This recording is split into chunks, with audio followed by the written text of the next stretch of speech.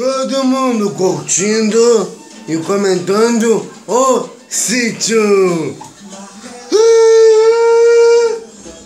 Olá de goiabada de marmelo, sítio do pica-pau amarelo, sítio do pica-pau amarelo no futuro.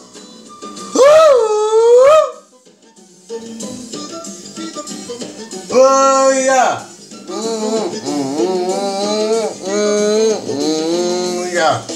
Não cabe pão na gente, é banco de milha, gente. O rabicó! Vocês viram? Só com lente de binóculo mesmo, das bem grossas, para fazer o Cutiaçu enxergar como a cuca é de verdade. E a Emília fez que fez e conseguiu tirar o Juca Pirama do cardápio do sítio. Mas parece que o nosso herói não gostou nada de ser salvo. Galera, se vocês aí de casa é novo e não é inscrito aqui no meu canal, aqui no YouTube, galera, se inscreve, ó, se inscreve aqui, ó, aqui embaixo do vídeo, tá, galera? Deixa o seu like aqui embaixo do vídeo, tá, galera? É isso, aqui me ajuda bastante na divulgação desse vídeo. Aê! O sítio! Pai, foi Emília. Cutiaçu velho, tem vergonha de ser pai de guerreiro covarde? Covarde? Covarde! Se inscreva aqui no canal, tá, galera? Nós temos vídeos novos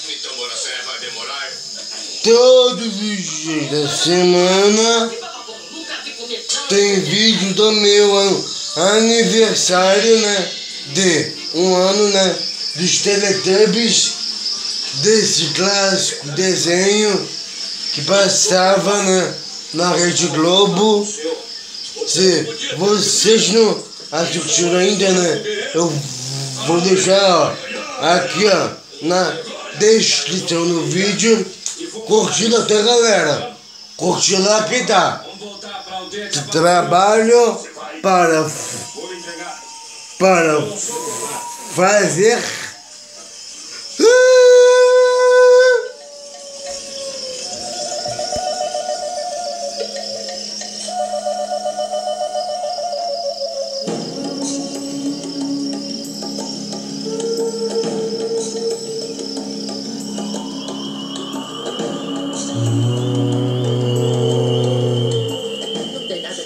Por aí não, hein? Papaporu, esse ainda quer comer mais. Chega, não vai comer mais nada, não. Não? Não, agora chegou a nossa vez. Se inscreva aqui no canal, tá, galera? Nós temos vídeos novos todos os dias, né? Caso, né, vocês, né, não sejam inscritos, né, aqui no meu canal, se inscreva-se, né? Nós temos vídeos novos todos os dias da semana e eu te vejo lá. Encontrou o pai? Quem sabe eles voltam